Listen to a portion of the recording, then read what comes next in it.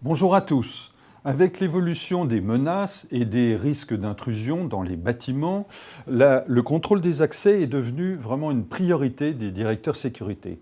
Il y a aussi d'ailleurs le problème des issues de secours, qui doivent être équipées de fermetures anti-panique, mais avec des problématiques très différentes parce qu'elles ne peuvent pas être forcément verrouillées.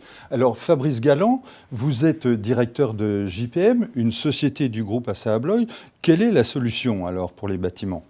La solution, elle est diverse parce qu'il y a plusieurs types de problèmes. Dans un établissement recevant du public, on se doit d'assurer une sortie libre en cas d'incendie ou en cas de panique d'un bâtiment. Ce qui est parfois incompatible avec certaines problématiques de bâtiments où à l'intérieur se trouvent des objets de valeur qu'on ne veut pas voir dérobés et pour lesquels on ne peut pas utiliser l'issue de secours. C'est pour ça que JPM a lancé et développé Fluid Control qui répond aux trois principales applications et aux trois principaux problèmes que l'on rencontre dans les issues de secours.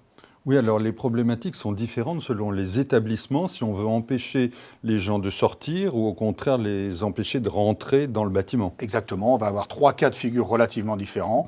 Premier cas de figure, on veut empêcher quelqu'un de sortir du bâtiment de manière non autorisée en emportant une marchandise qui est à l'intérieur du bâtiment. C'est typiquement la problématique des musées, des centres commerciaux, des commerces.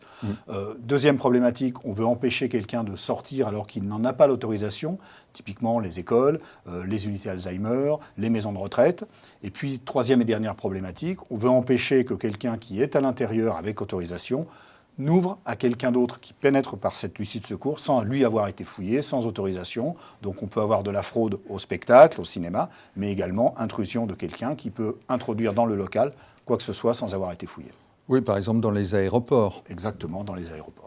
Oui, ou les risques attentats aussi d'ailleurs. Ou éventuellement les risques attentats, où une personne autorisée rentre et permet à quelqu'un qui n'est pas autorisé, qui n'a pas été fouillé, de rentrer par l'issue de secours. D'accord. Alors comment ça fonctionne, votre solution ?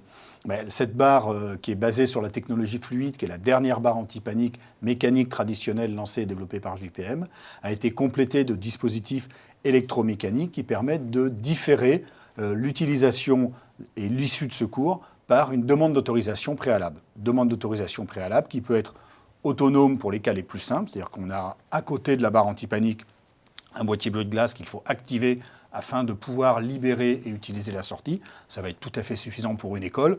Un enfant, lorsqu'il va vouloir utiliser la barre anti-panique, si elle ne fonctionne pas, globalement, il n'appuiera pas sur le bruit de glace. Et puis, ça peut aller à des solutions plus simples, plus sophistiquées, qui viennent s'intégrer à un système de contrôle d'accès, où là, on va avoir un PC sécurité qui va donner ou ne pas donner l'autorisation de secours avec vidéosurveillance, caméra de contrôle. Et c'est le PC sécurité qui dira oui ou non, avec un laps de temps maximum de 3 minutes. Oui. Donc il peut y avoir des décideurs à différents niveaux concernant les infrastructures. Exactement. En fonction de la complexité et de la sophistication du système, on va avoir ou pas des décideurs qui vont autoriser ou pas la sortie. Oui, donc ça c'est plutôt pour les gros sites. C'est effectivement plutôt pour les gros sites ou pour les sites pour lesquels les objets à éventuellement dérober ou à sortir par l'issue de secours ont de la valeur. Donc ce n'est pas forcément très gros, mais ce qui est à l'intérieur du site peut avoir une valeur suffisante pour nécessiter ce genre d'installation. Très bien, je vous remercie Fabrice Galland. Je vous en prie, merci Patrick Haas. Merci.